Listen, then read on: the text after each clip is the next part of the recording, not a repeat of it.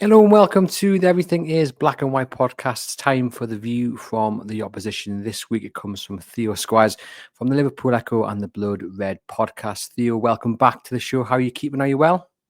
Yeah, I'm doing well. Thanks for having us back on. It's been an interesting few months since we last spoke, hasn't it, for both clubs in terms of they both just seem to be winning pretty much every week, and there must be the two most exciting teams to watch in the Premier League at the moment, I'd say, half the time. Certainly so. Now it's just a nailed on 0-0 now. You've said that though. Nah, I can never rely on that in Liverpool Newcastle. There's always goals. Yeah, indeed. And none so more than the return fixture earlier in the season, 3-3 up here at St James's Park. And I think that one particularly stings for Newcastle United fans because it's one that we feel we should have seen out. And as it was, Liverpool got back into it and maybe were unfortunate not to win it in the end. But down to Anfield on Wednesday when Newcastle United have a terrible record. Last one in the Premier League there in 1994. I think I was 3 years old. So I can't even tell you who scored that day. I'm willing to bet it was probably Andy Cole. I think I remember seeing the pictures of it, but that's a heck of a long time ago. What do you think it is about Anfield that's just got Newcastle United's number? I suppose it's when you look at those games in the mid 90s, the 4-3s, that gets ahead in your head as well, doesn't it? That sows a seed of doubt. And it's just as the years have gone on, Newcastle always built up into more of a thing, hasn't it? We've not won at Anfield in 5 years, 10 years, 15 years, 20 years. And when there have been years when Newcastle were going for the title, qualifying for the Champions League, it was at Anfield where the title fell short. And then there's the years where struggling, battling relegation. It's always just been in the back of their heads. It's a strange one because obviously both Anfield and St James's Park are quite similar in terms of atmosphere. You'd say it's one of the most intimidating places to go for an away team. And that's one where you'd think that going to it, you'd be used to it from the other side. But yeah, Liverpool, for the majority, probably edged it in terms of they've got better players. They have done for the majority of that spell for the last 20 years or so. And they do really take off when Anfield's behind them. And it's always an exciting game. And when you've got players like Mohamed Salah, they can be the difference. And we've seen that time and time again. But Newcastle are now coming to that conversation as well in terms of Alexander Isak. He's always going to be a difference maker. He always seems to score when he plays Liverpool at Anfield. Pretty much at St James's Park as well, doesn't he? He's just an informed striker at the moment. Arne Slot referenced that today. So yeah, we'll see. It's an interesting one with the League Cup final coming up as well, because obviously if Liverpool beat Newcastle tomorrow, Wednesday night. Are we saying this tomorrow night? Are we saying this Wednesday night when we're going out? But yeah, it is one that if Liverpool beat Newcastle, it's something for them else to consider in that cup final. Going, it's the drought is this long. There's still someone who get the better of us. Whereas if Newcastle could go and win at Anfield, it's all right. We've got that one down. Now it's just focusing on getting that first trophy in 70 odd years, domestic wise. But we're not here to talk about the League Cup final. We're here to talk about Premier League. Liverpool going for a Premier League title. Newcastle trying to qualify for the Champions League football. Can't remember the last time both teams were in such a strong position going into these sorts of games. It's really exciting. I looked at the forms here, and I think Liverpool over the last 10 games, I think 1 point ahead in the form table above Newcastle United. So two sides who have really found their feet in recent weeks and months. And of course, Liverpool only losing once this season in the Premier League. But it's interesting you mentioned there the cup final, because a lot has been made from Newcastle point of view about it being a distraction and how Newcastle United can't let themselves think too far ahead. They can't let themselves think about it. What's the viewpoint from Liverpool's point of view? I guess it's probably along the same lines, because you haven't just got the League Cup final to worry about. You've also got a Champions League game as well before it. It might sound a little bit arrogant, but it's not really on Liverpool's radar just because they were in it last year. They won it last year. They were in it 3 years ago. They won it then as well. Like, these players are used to competing for those honours. They're used to playing in these finals. They're used to winning these finals. So then it's not going to become that distraction. It's not something they're going to really consider until it's the week of the game. As soon as it was right, beating Tottenham Hotspur off to Wembley, put that on the back burner now until we get to March. Focus on the Premier League and the Champions League now. It's a competition, obviously, we've got a great affinity with. They've won it more times than anyone else, and they've got a really good recent record in it. But when you've got that experience, it isn't becoming something more. If you win it, it's a great day out, and it's a competition that they always love to win. But you don't want it to be a distraction because they just as much want to win the Premier League. They just as much want to win the Champions League.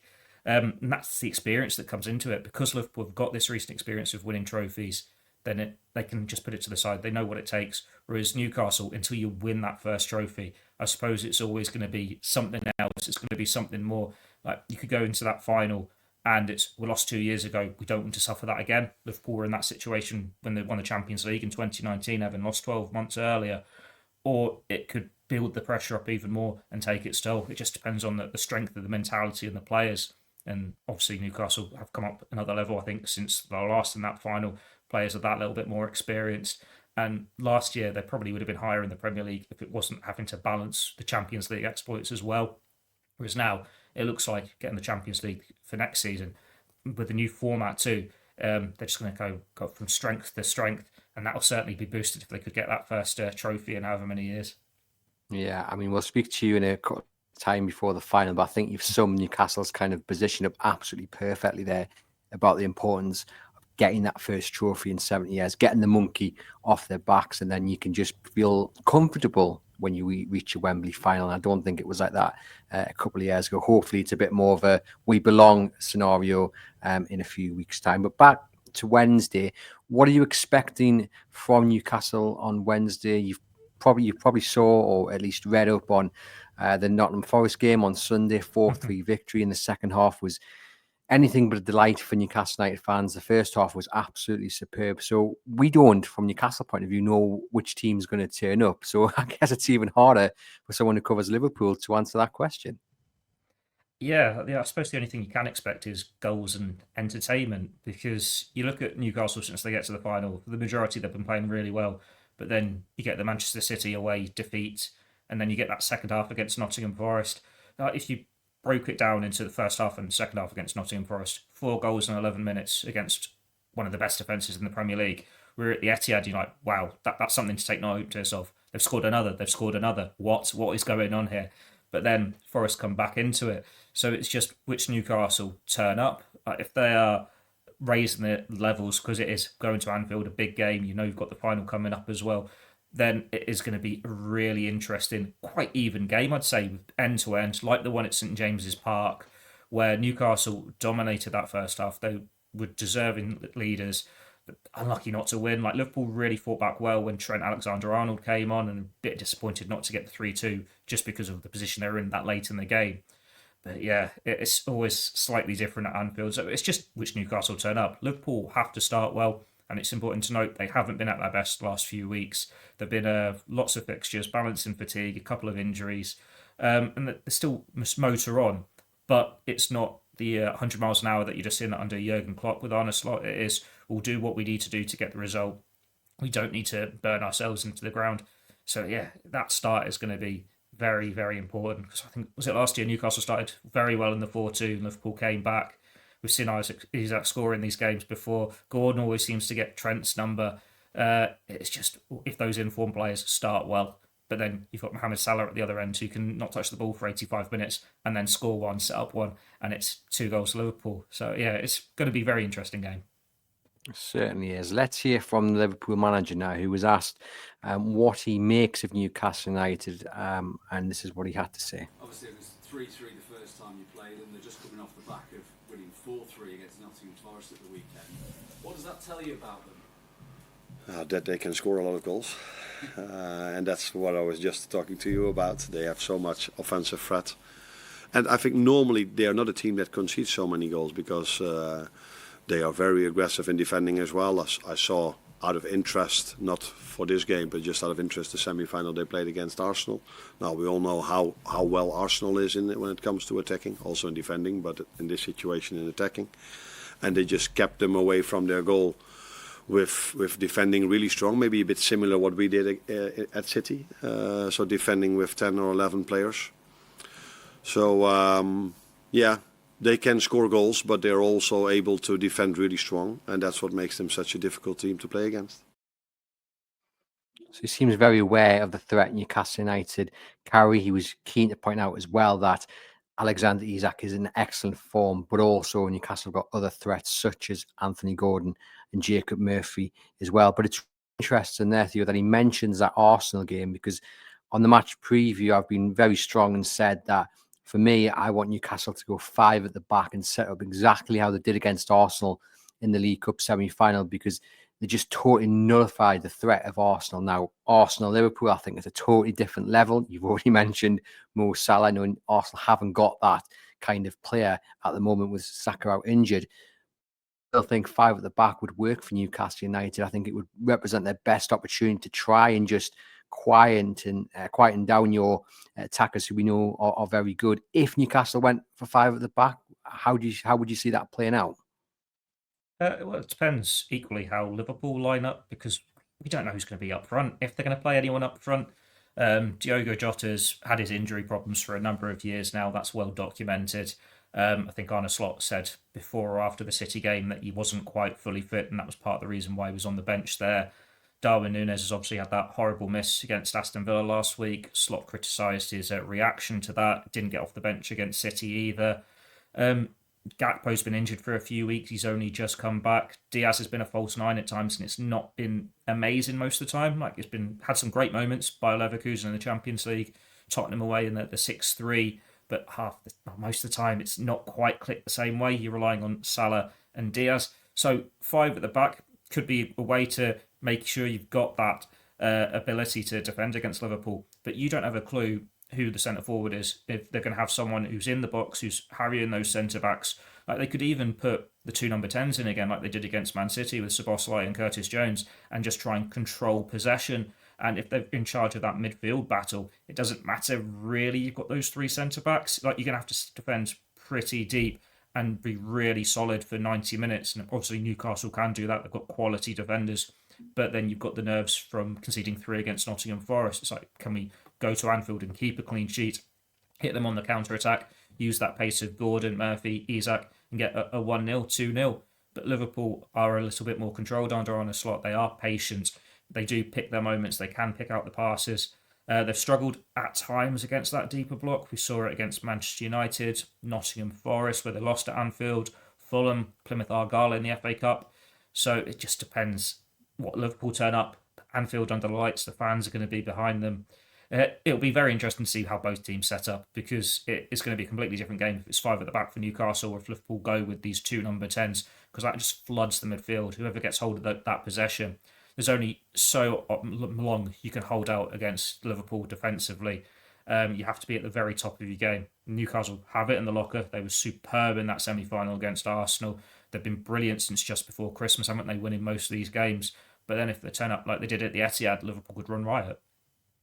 Yeah, indeed. And that's where the game was probably won and lost at the midfield, and how easily it was overran. And that's the kind of balance between playing 5 at the back as well, I guess, because you'd have to lose one of those midfield 3. Now, it didn't work at City, but against Forest in the first half, the midfield 3 won the battle in the middle of the park. And I'm just wondering, what would be more important, do you think, from a Newcastle point of view, to have 3 in the middle, and bearing in mind Joe Linton could be one of those 3, because Eddie Howe said he will be close for Wednesday's game. Would that be a bigger asset, do you think, for Newcastle United to have a midfield 3, or do you think it would be a bigger asset to actually play 5 at the back with the 2 central midfielders and one of the 3 centre backs pushing forward when needed, as they did against Arsenal? It depends on the confidence you've got going into the game, whether you're going, it's Anfield, it's Liverpool, informed team in the league, top of the table by 11 points, would settle for a point, or if you want to take the game to them, try and get that win. Like, Liverpool's midfield has been one of the shining lights for them this season. Gravenberch has looked a little bit tired in recent games, but he was back to his best against Manchester City. McAllister has been superb, and Szoboszlai has been out of this world. He's just an endless runner. He was knackered at the end against Manchester City. We saw him collapsed on the pitch, so I suppose he could be someone who drops out. But if he drops to the bench, you've still got Curtis Jones in there. So it's a very energetic midfield that works so hard. You probably do need that third body in there to go against them. Newcastle have obviously got a lot of quality midfielders themselves. Joe Linton, if he's back, Gramares, Tonali. That is an exciting battle, isn't it? That if you could choose the best midfield trios in the Premier League, these 2-3s are probably the top 3, top 4 in the Premier League. But if you are just thinking, we'll take a draw here, maybe you do go a bit more defensive. It's just, what confidence have you got in your own game plan? Do you play your game, or do you try and counter Liverpool's? Now, historically, I'd say always play your own game, have your faith in that, and that's what Liverpool did under Jurgen Klopp. But with Arne Slot, we've seen he does tweak it. He does look at the opponent. He does look at their weaknesses and will counter that. Will play the game. We saw that against Manchester City, where Liverpool didn't have to have a target man, a focal point. They didn't have to get the ball over the halfway line. They had the faith that they could sit back, defend, get the goals on the counter, and get the victory. If Newcastle implement that game plan against Liverpool, it could be successful. But yeah, it just depends on the faith in what they want to go and do at Anfield. Let us know in the comments what you would do. Would you do 5 at the back? Would you play 3 across the middle? Do let us know your thoughts. And just to remind as well, this episode is sponsored by NordVPN. Do click the link in the podcast description box and take advantage of a very exclusive discounted offer for our listeners of the Everything is Black and White podcast. You can protect yourself and support the podcast at the same time. It is going to be such an interesting game. And as we said, Anfield's such a difficult place for Newcastle United to go to. In terms of Liverpool's approach to the game, you've mentioned it there, they're very patient. So we can assume that they're going to have the majority of the ball and just maybe try and, pass Newcastle to death. I think so. That tends to be how they try and play at Anfield. It's a bit different away from home, especially in the Premier League this year, where it seems the gaps sort of evened out in the middle of the Premier League, where you've got so many teams like Brentford, Bournemouth, Brighton that can go and take games to these leading sides and get results. So, but Anfield, you do have faith in keeping possession, picking your moments to pick gaps. Like Liverpool have only lost once against Nottingham Forest, and that looked like a big defeat at the time. But then you see the season they've gone on to have, how they're playing football. It's like, oh, fair play, maybe it's not so bad. Dropping points to Fulham, they had 10 men for most of that game. Against Manchester United, that was very frustrating. Maybe that's one where emotion came into it a bit more because of the rivalry there. But for the majority, they've been so strong. And even when out at the best, you've got Mohamed Salah. You've got Cody Gakpo, who's been in incredible form at Anfield this season as well. If he's fully fit, that's someone you've got to be just as wary of. And then the midfield, Szoboszlai, it's exciting, it's thrilling. Like Liverpool have got the runners, they can get in behind defences, they can pass it around well, and then if they get the lead, they can just bring Endo on to kick people for a bit and take the sting out of the game. So we'll see how it goes. You know what an Anfield crowd's like, because it's similar to what St James's Park's like, what they expect from their players. They want to see attractive football, they want to see victories, but Liverpool fans are a little bit more understanding on it's not going to be so fast-paced because we're focusing more on getting control of the game and for going for the result. We've had a couple of sleepy Anfield games recently, like against Ipswich Town, but that was, I think 3 o'clock on a Saturday maybe. Very different, 8:15 under the lights against Newcastle United. It's going to be such a good atmosphere. The same to expect at Wembley in a few weeks' time. Yeah, indeed. And for Liverpool are absolutely brilliant and they look like they're going to win the Premier League title. There must be a weakness that Newcastle can exploit. So what is it? Probably the fullback areas. We say this every week, I think, at the moment. We saw Doku get past Trent a lot at the weekend, but with all due respect to Doku, he doesn't have the end ball. Like, you force him down the line, you put him on his weaker foot. Crosses aren't really going to get that many they're not going to get anywhere. And City didn't have Haaland, so Konate, Van Dijk, they're going to head everything clear, and that's what happened. But Anthony Gordon does have an end product.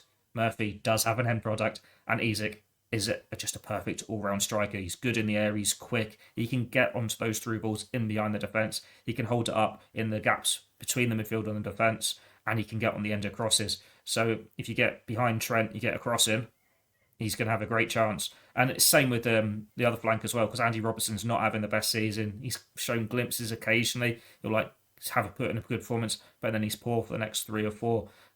He's just not been as consistent as what we're used to. Maybe Kostas Tsimikas comes in because Robertson started like the last few in a row. Maybe it's a good time to refresh there. But Tsimikas is better offensively than defensively. So if you hit Liverpool on the counter, you get down those flanks and you create that space in behind the defence, it's going to lead to goals. Newcastle very good on the counter attack, lots of pace, and they punish you. So it's going to be there. If Newcastle can take advantage of the gaps Liverpool lead, they can get them on the ball in that penalty area in the final third. See a lot of Gordon on the ball, a lot of Murphy on the ball, then they're going to create chances, they're going to score goals. But if you've got Konate and Van Dijk at the best, and even if you get past them, you've got Alisson to get past as well. Newcastle have found that out the hard way a couple of times. I think that was in the 2-1, wasn't it, when Nunes came on. That's why it's going to be such an interesting game, because there are so many world-class players involved that can be the difference. Indeed, and I've already alluded to what the Liverpool manager had to say about Alexander Isak, but let's hear it in his own words. It's an understatement to say that he's in a fine form. I think he's in an excellent form. Also over there, it's the team performance that will help us controlling him. So the more ball possession we have, the easier it is to control him. Although he's definitely a threat on the counter attack as well. The good thing for us is that we've got two centre backs that are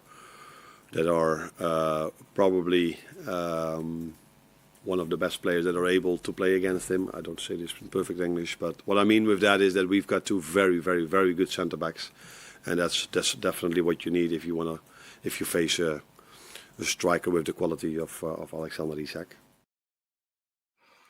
You mentioned the centre backs before I played that clip. Obviously, he's very confident in his centre backs, nullifying the threat of Alexander Isak, but he's obviously very aware as well that Isak right now is arguably the hottest striker in form, especially in the Premier League. And for me, he always seems to, or in recent games, seems to have the edge on Virgil van Dijk, and not many strikers can say that. I don't know if that's just me making things up in my mind, but I look at that battle and I'm not as daunted by it, given that Van Dijk is a fantastic defender. But if you're asking me who I'm backing in that race, that fight, then I'm backing Isak to win that on Wednesday. The trouble there, though, is you've got Konate next to him, so it makes it 2-1. Konate wasn't available for the 3-3 earlier in the season. I'll just have a look now to see whether he played in the games last year as well. But even if he did, he wasn't at his best last year. This year, we've seen a completely new level from Konate.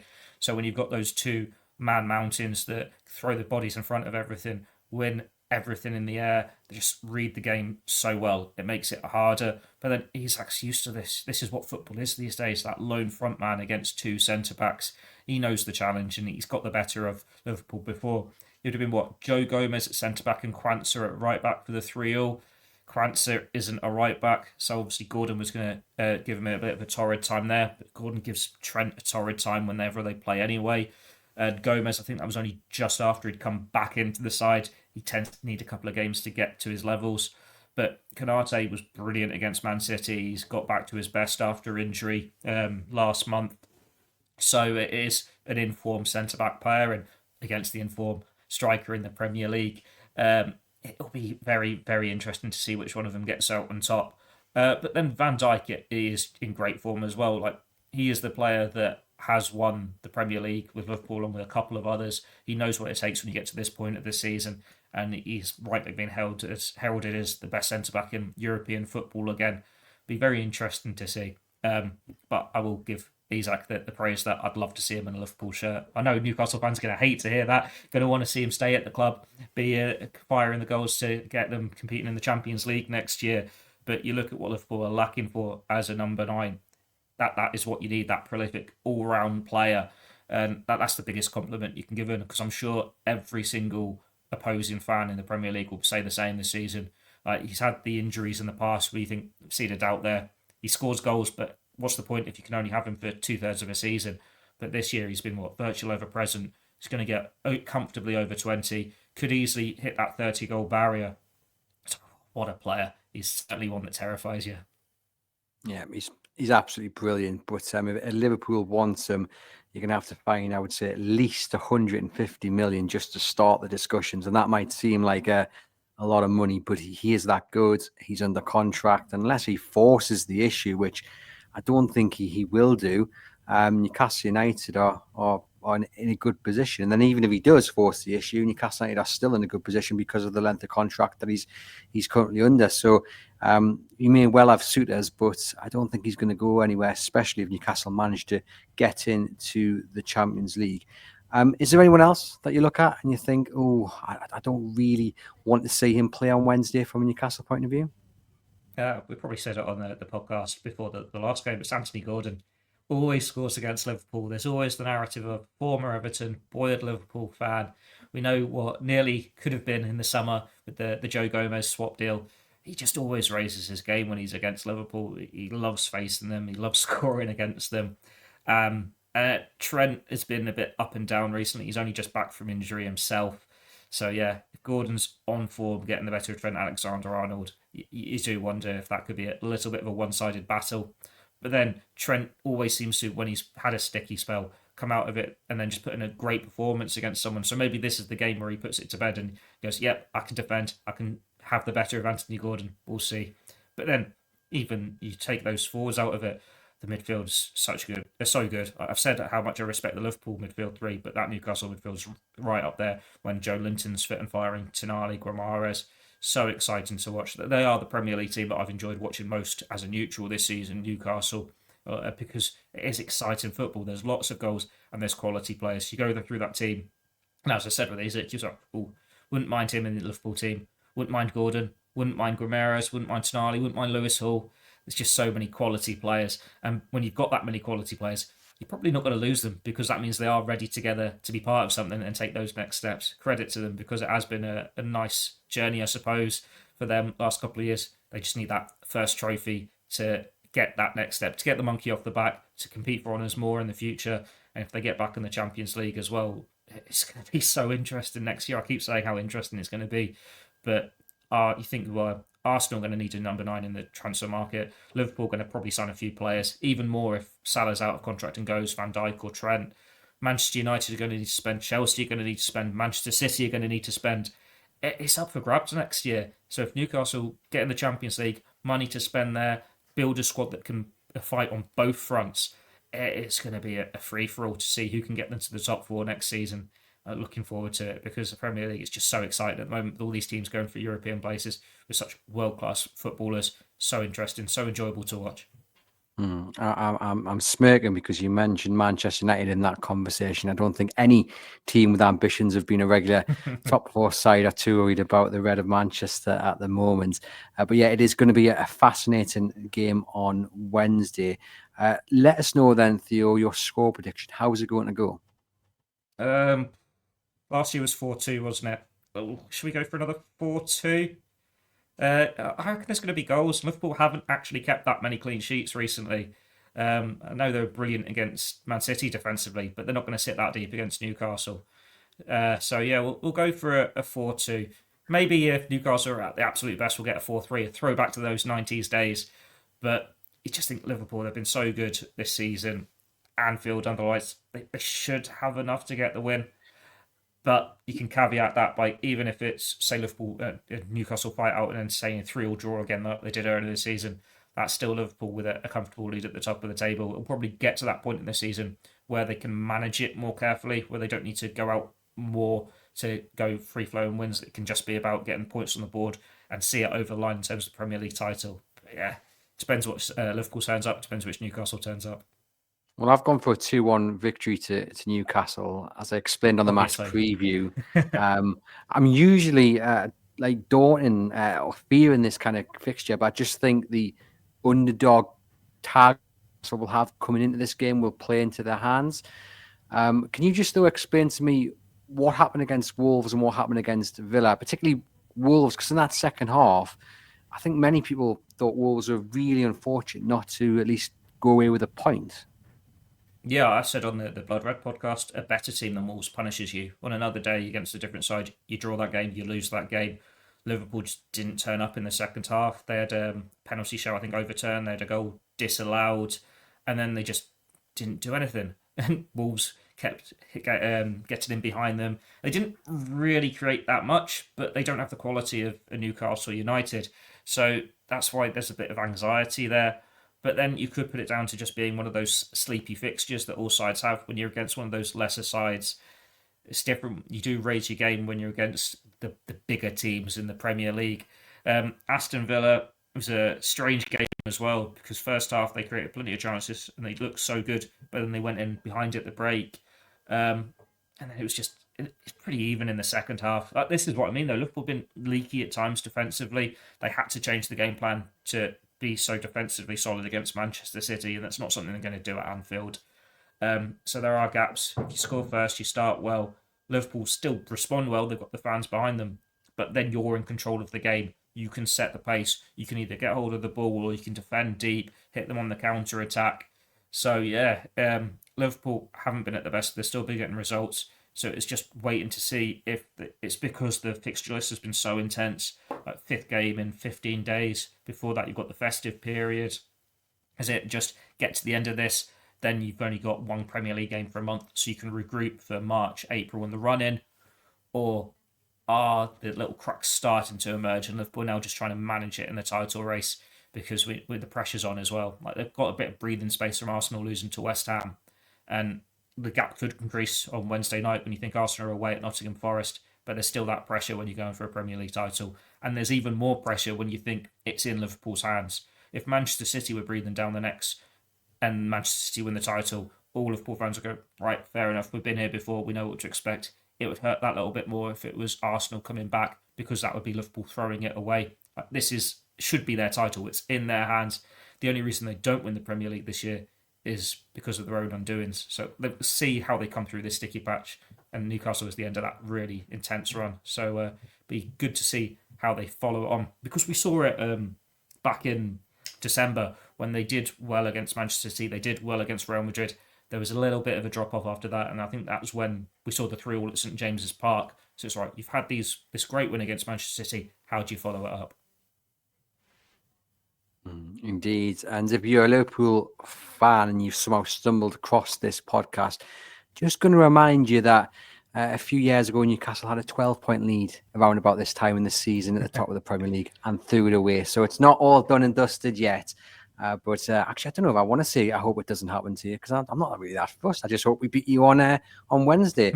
Thank you to Theo for popping onto the podcast. We'll catch up with Theo hopefully in a few weeks' time ahead of the final as well.